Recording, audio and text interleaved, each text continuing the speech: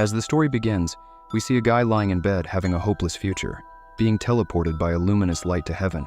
The angel congratulated him, saying he was selected to get reincarnated into the world of magic, so she will grant him overpowering skills to facilitate his new life. He thinks that he will finally live a nice, quiet life, where he can binge-watch anime and play games all day. The angel reincarnated that boy into the royal family as an infant.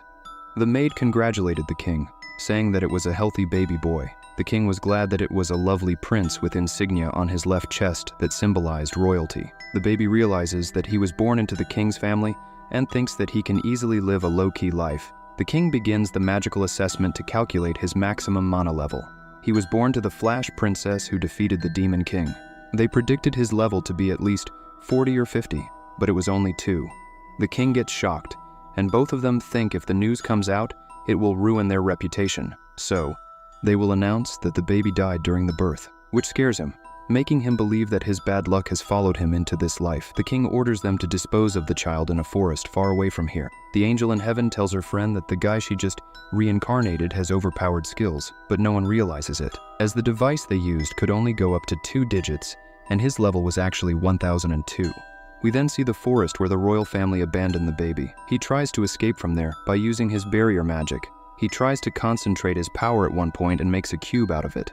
He felt that the only limit to his magic was his imagination. He uses that magical cube on himself to get out of that forest, but just when he thought it was all sorted out, he met a wild fox. He gets extremely scared and uses his barrier magic to generate several cubes to attack the fox, but it doesn't work on her. He thinks he should use something bigger. He uprooted the trees with the help of those magical cubes to strike her down.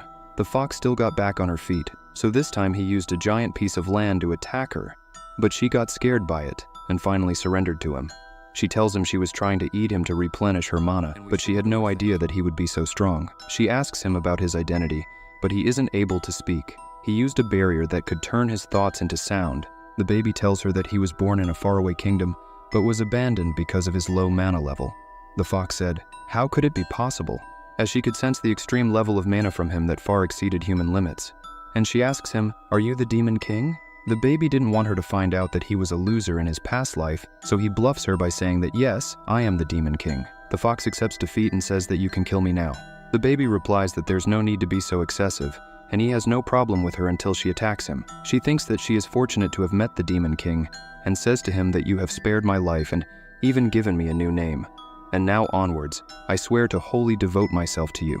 The baby tells her that she has misunderstood him and he has no intentions of entering into any pact. And before he could finish, he faints from hunger and thinks that this is such a problem that even magic can't fix. She asks him what happened, and he tells her that he wants some milk.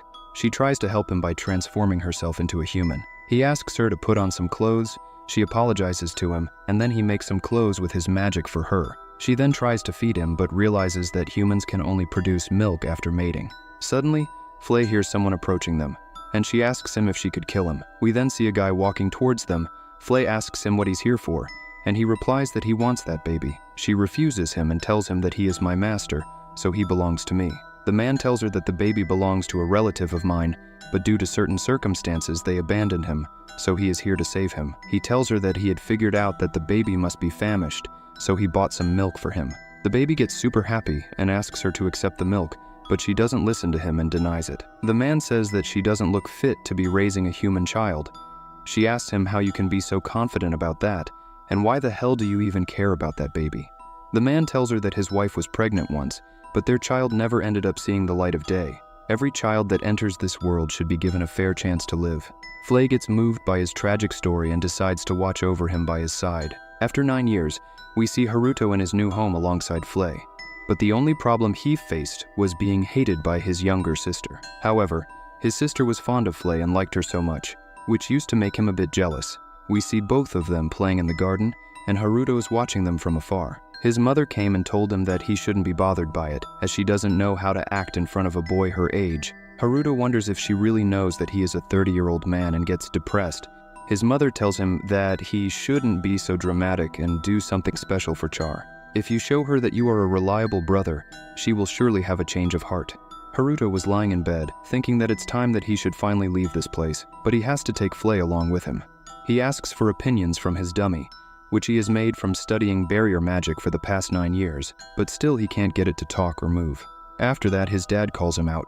He told him that he would be teaching him sword fighting as he has an exceedingly low mana level, so he needs to develop some other skills. He then gives him a sword, and they both take a fighting position. He thinks that Dad was a seasoned warrior, known as the Earth-Shattering Warhammer, so there's no way I could hit him. Haruto then moves forward to attack him. His dad dodged it, but it caused a deep hole in the land. He then attacked Haruto, but he jumped so high in the air that his dad got shocked and said it was impossible for someone below level 30 to dodge it. Haruto wonders if that's true, but when he checked his mana level, it was only 2, and the highest in all of humanity was 77. However, his father told him to not be concerned by all of it and focus on training. His parents were sitting in the living room talking about his training, and his dad tells his mom that Haruto might be the returned demon as he has exceptional strength, and the power that Insignia holds is also unknown. But his mother claims that he is just a normal boy, and he assures her that we will give him a happy, normal life.